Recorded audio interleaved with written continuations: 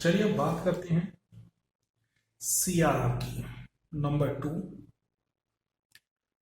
CRR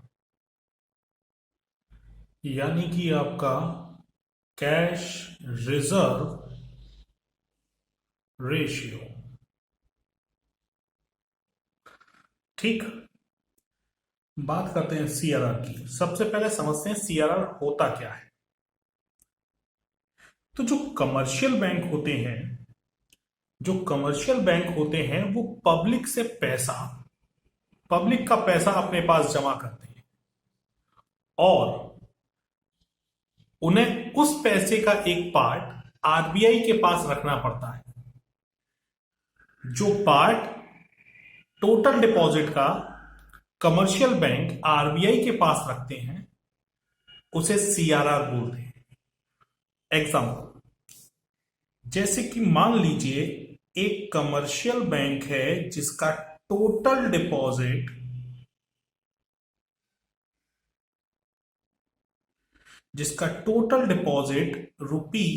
₹1000 है। Done? Clear है? मैं मान लेता हूं इस टोटल डिपॉजिट का एक पार्ट वो आरबीआई के पास रख रहा है। ठीक, कितना रख रहा है आरबीआई के पास उसे भी देख लेते हैं। ₹100। डन? यानी कि उसने टोटल डिपॉजिट, उसके पास कितने रुपए पब्लिक के जमा थे? 1000। 1000 में से उसने ₹100 आरबीआई के पास रख दिए। इसको बोला जाएगा आपका सीआरआर। ठीक, अगर 100 आरबीआई के पास रख दिए तो उसके खुद के पास कितना बचा? सेल्फ, उसके पास कितना बचा? 900। यानी कि इस पैसे को वो इस्तेमाल कर सकता है किसके लिए? लोन देने के लिए।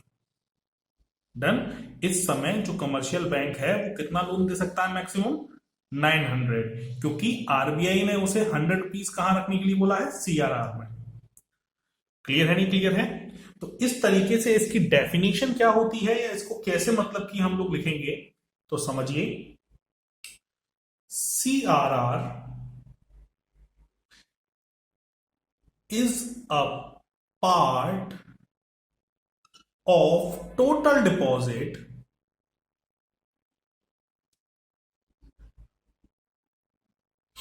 is a part of total deposit which a commercial bank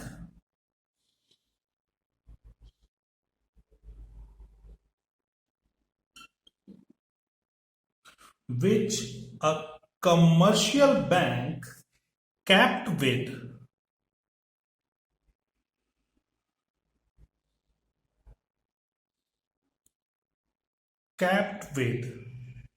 RBI। Clear है?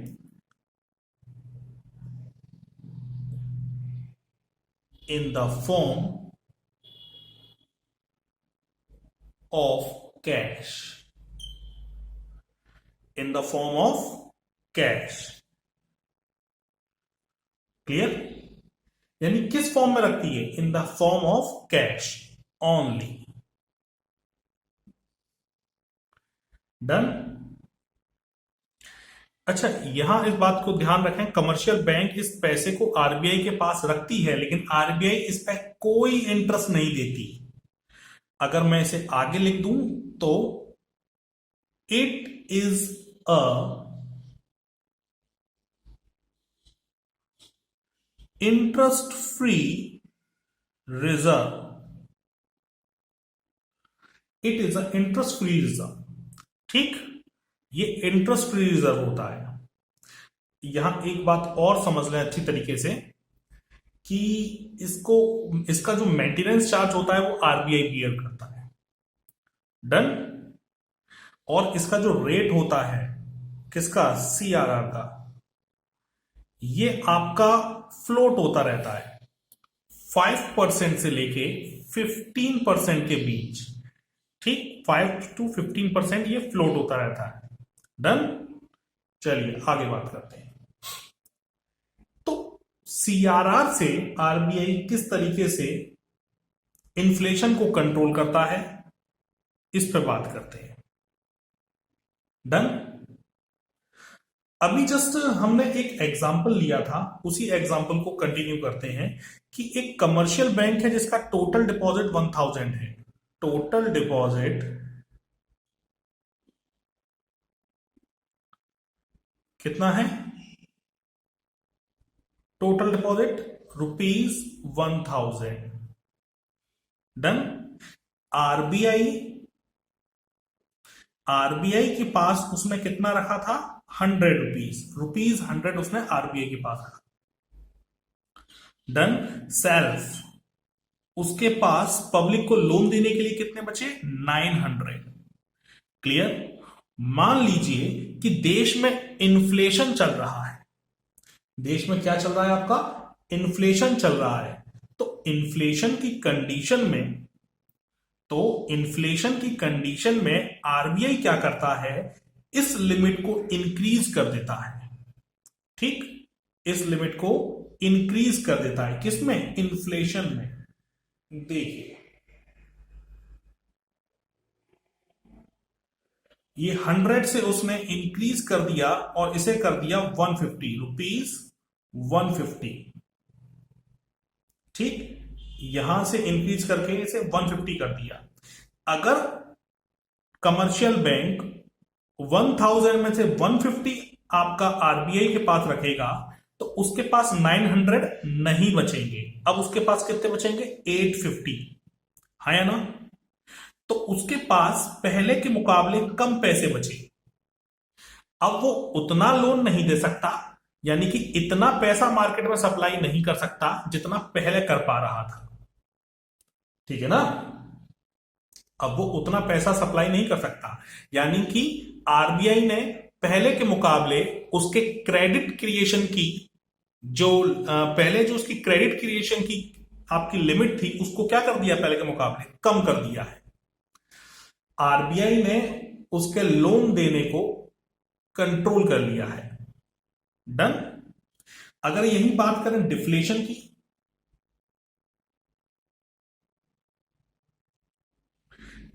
की, बात करें तो रुपीस मान लेते हैं कि पहले कितना था आपका? भाई इन्फ्लेशन की कंडीशन में आपका 150 चल रहा था। तो आरबीआई क्या करती है? भाई डिफ्लेशन चल रहा है, मार्केट में पैसा नहीं है, तो कमर्शियल बैंक को मार्केट में पैसा भेजना है। ठीक, तरीका क्या है? जो आपका 150 का जो सीआरआर है उसकी लिमिट को कम कर दीजिए। जो 150 का आपका सीआरआर है उसकी लिमिट को कम कर दीजिए। मैंने इसकी लिमिट को कम करके कर दिया 50। कितना? ₹50।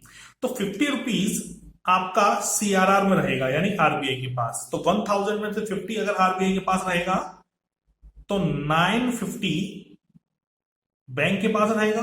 पहले वो 850 लोन दे पा रहा था और अब कितना दे पाएगा? 950। पहले के मुकाबले ₹100 का लोन मार्केट में ज्यादा जाएगा और जो मार्केट में पैसे की कमी है उसे कम कर देगा। क्लियर? तो डिफ्लेशन की कंडीशन में हम लोग सीआरआर को क्या कर देते हैं? कम कर देते हैं। सीआरआर कम करने से अवेलेबल अमाउंट बैंक के पास बढ़ जाती है और वो ज्यादा लोन दे पाता है। ठीक, इस तरीके से सीआरआर के थ्रू आरबीआई क्रेडिट कंट्रोल करता है। डन। अब इसके बाद हम लोग बात करते हैं आपका एसएलआर की। ठीक, तो इसको तो हटा दिया जाए। ठीक, मैं इसको हटा रहा हूं और थोड़ा सा यहां लिख देता हूं, in case of inflation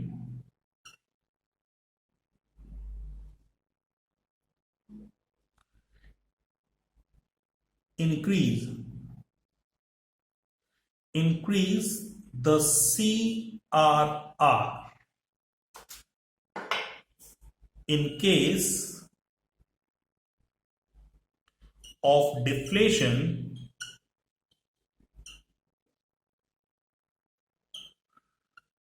decrease the CRR। Done. Clear है? कोई दिक्कत? और लिमिट क्या है इसकी? 3% टू 15%। डन? यहां तक कोई दिक्कत? चलिए इसको मैं हटा देता हूं। अब बात करते हैं फिर हम उसके बाद किसकी? एसएलआर की। अच्छा, एसएलआर की फुल फॉर्म हमने क्या पढ़ी थी? हमने एसएलआर की पढ़ी थी हमने आपका स्टैचुरी लिक्विड रिजर्व। क्या बात की थी हमने? एस एल आर, इसका था स्टैचुरी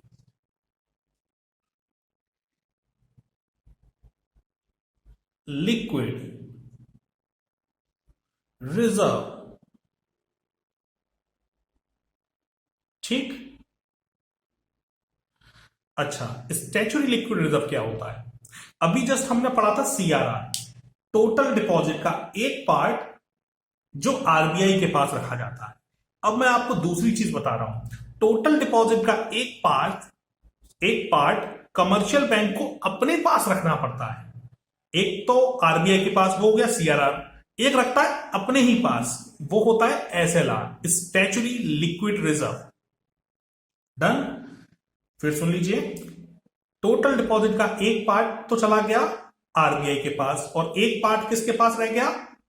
कमर्शियल बैंक के पास। तो जो पार्ट टोटल डिपॉजिट का कमर्शियल बैंक अपने पास सुरक्षित रखता है उसे बोलते हैं हम लोग आपका एसएलआर, स्टैचुरी लिक्विड रेशियो।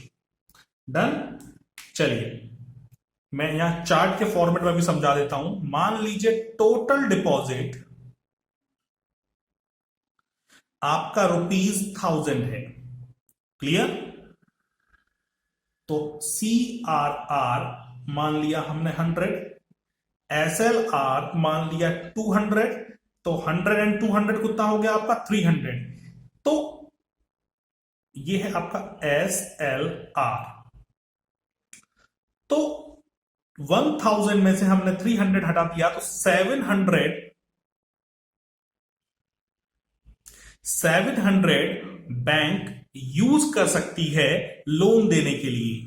ठीक, कितना यूज कर सकती है? 700। क्योंकि आरबीआई ने उसके ऊपर दो लिमिटेशंस लगा रखी हैं। नंबर 1, सीआरआर मेंटेन करना कंपलसरी है। नंबर 2, आपका एसएलआर मेंटेन करना भी कंपलसरी है।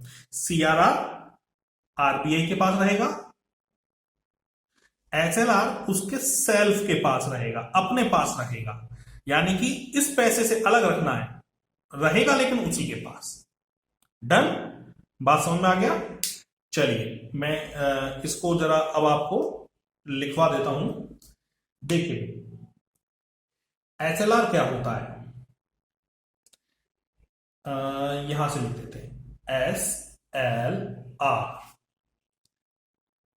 is a part of total deposit। क्या? Part of total deposit.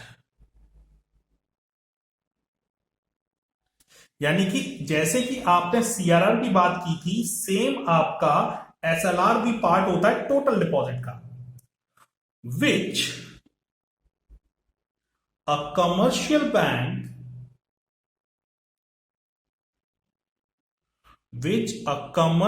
Bank इसको मैं थोड़ा सा दोबारा लिखूं, थोड़ा टेढ़ा सा मुझे महसूस हो रहा है। विच अ कमर्शियल बैंक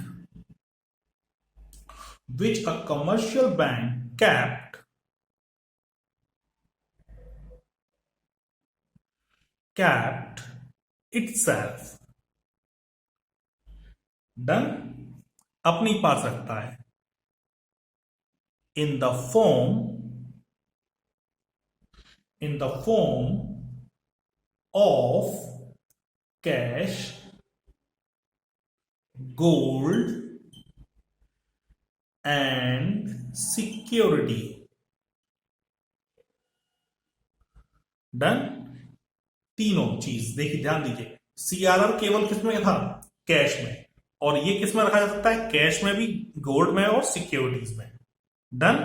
तरीका बिल्कुल सेफ है, तरीका बिल्कुल सीआरआर वाला ही है। मान लेते हैं, यहां लिख देता हूं मैं इन केस ऑफ इन्फ्लेशन और in case of deflation. Done. increase the rate, और यहां लिखेंगे डिक्रीज द रेट। ठीक, एग्जाम्पल वही, टोटल डिपॉजिट ₹1000। ठीक, SLR आपका 100 था और 900 ये अवेलेबल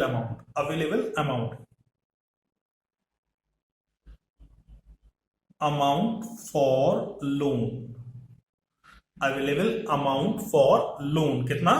900। इन्फ्लेशन में देखा जाए, इन्फ्लेशन में हम सीआरआर को बढ़ाकर हमने कर दिया आपका, मान लेते हैं 400। तो 1000 में से 400 आपका एसएलआर में रखना पड़ेगा। तो ऑटोमेटिक यहां पर 900 रुपीज अब नहीं बचेंगे। कितने बचेंगे? केवल 600। यानी मैक्सिमम लोन कितना दिया जा सकता है? 600 रुपए।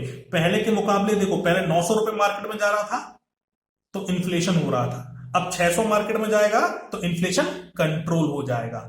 क्लियर? सेम एज डिफ्लेशन की बात करें, अगर मार्केट में डिफ्लेशन हो गया है तो 400 को हम कम करके आप कम पे ले आते हैं, कम कर देते हैं इसको। ठीक, तो हम इसे 200 पे ले आए।